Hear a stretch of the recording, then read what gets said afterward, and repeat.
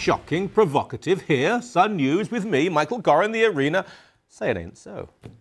Now, there is increasing evidence that the story of Palestinian Al Dura is a total myth. For those of you who aren't familiar with the little boy, and I fully understand that, he's a Palestinian who was allegedly killed by Israeli soldiers during the Second Intifada, a terror war orchestrated by Nobel Peace Prize winner Yasser Arafat. Yeah, I know, irony is a wonderful thing.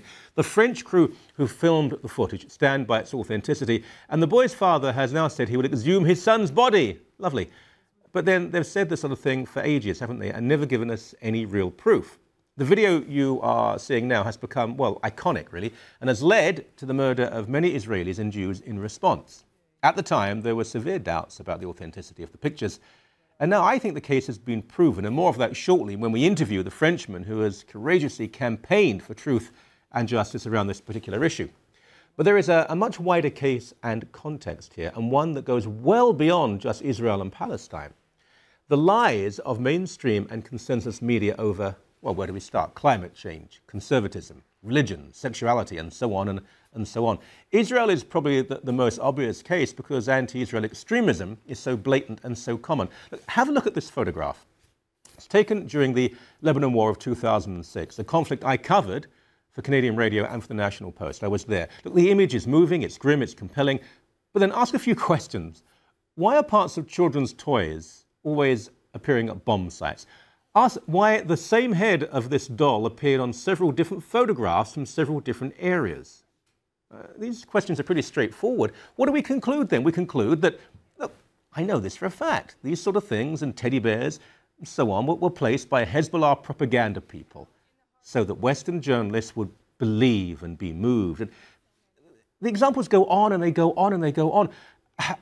I know it gets pretty complex, but it's best explained by the lead characters. This is very important. The lead characters on Palestine's most popular children's show.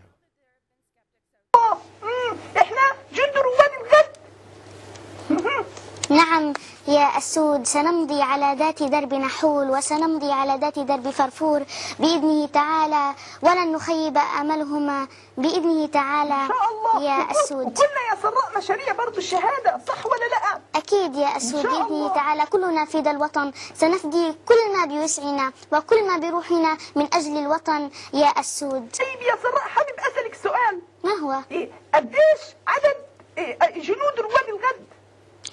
يا أسود، جنود رواد الغد هم كثر كثر كثر يا أسود. حمدا لله حمدا لله. نعم، وبإذنه تعالى سيساعدوننا في تحرير وطننا فلسطين بإذنه تعالى يا أسود. وأنا وأنت يا سراء سنكون أول ناس، صح ولا لا؟ بإذنه تعالى يا أسود. وسنأخذ الأقصى؟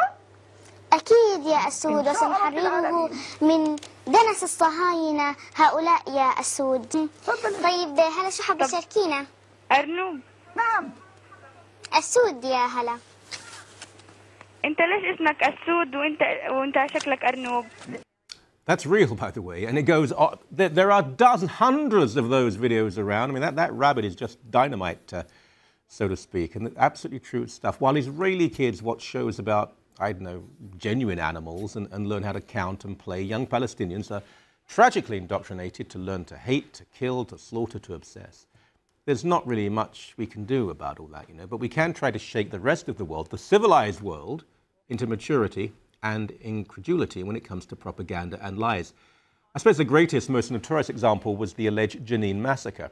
This was the lead item throughout international media, the allegation being, the claim, the statement that the Israelis massacred hundreds of Palestinians in the West Bank town of Jenin.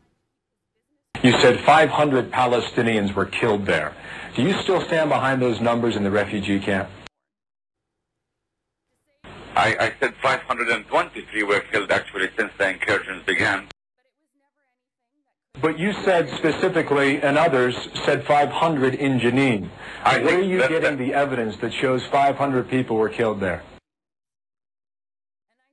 I don't have evidence. Nobody did. I mean, nobody did. I mean, it's been shown now this was completely untrue. Let me quote from an article that's repeated on Wikipedia. Wikipedia, far from being pro-Israel or pro-Western. And I quote, "Stories of hundreds of civilians being killed in their homes as they were demolished spread throughout international media. Subsequent investigations found no evidence to substantiate claims of a massacre, and official totals from Palestinian and Israeli sources confirmed between 52 and 54 Palestinians, mostly gunmen, and 23 IDF soldiers, Israelis, as having been killed in the fighting. Pretty damning stuff, isn't it? But where are the apologies? Where is the shame? Where's the contrition? Yeah, typical. And it will continue. As Goebbels said, if you tell the lie often enough, the lie will become the truth. I mean, I hate to say it, but that filthy old swine might just have been right.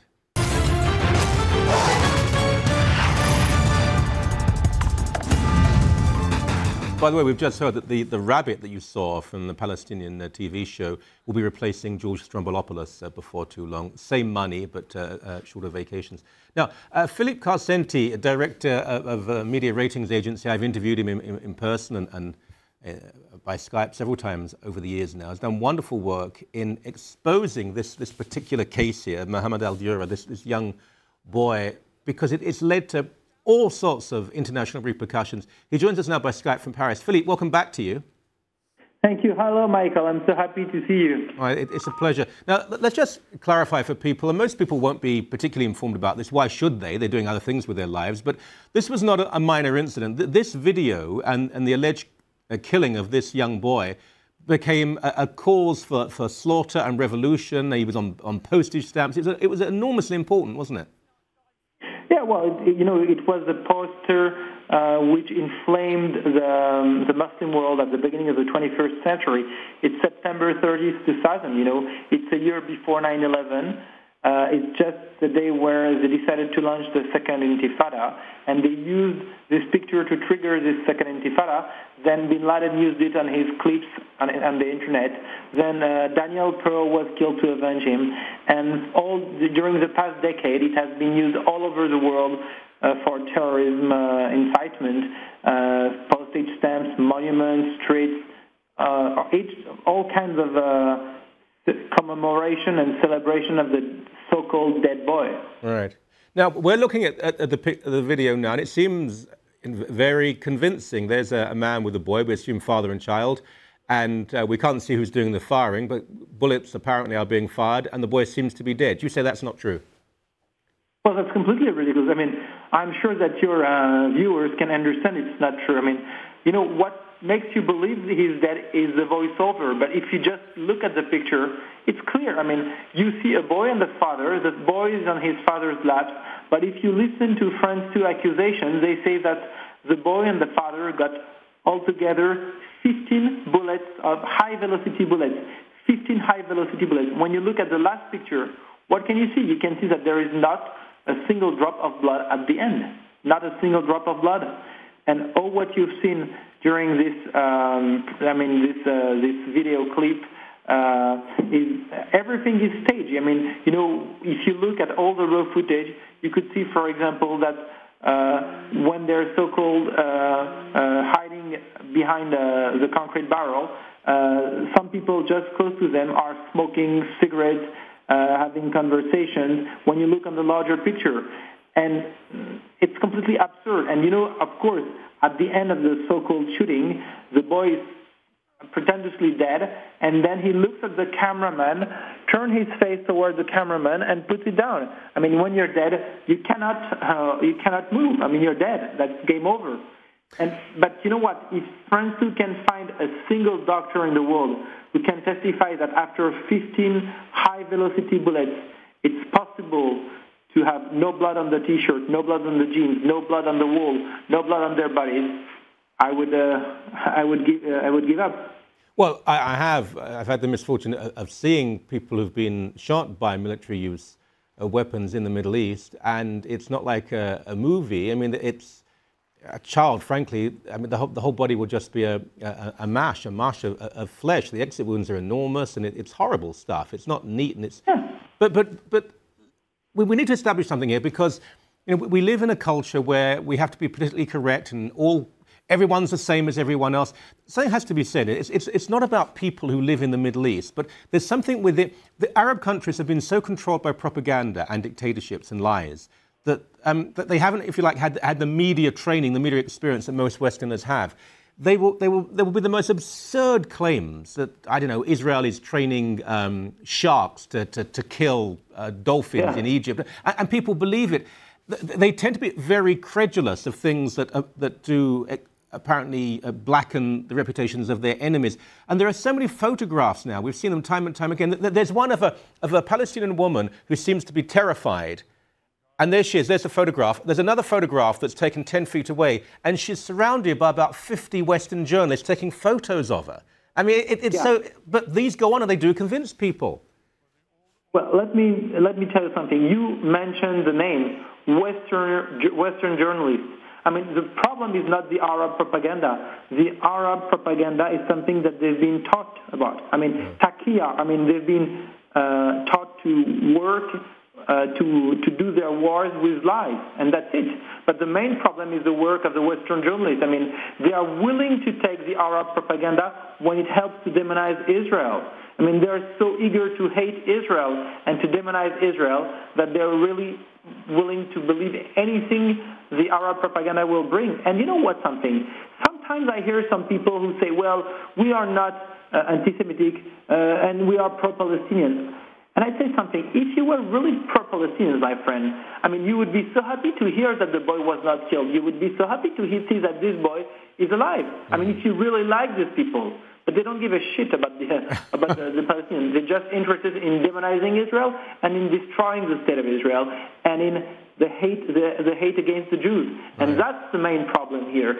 And the main problem, you know, when Nixon lied, it has been caught.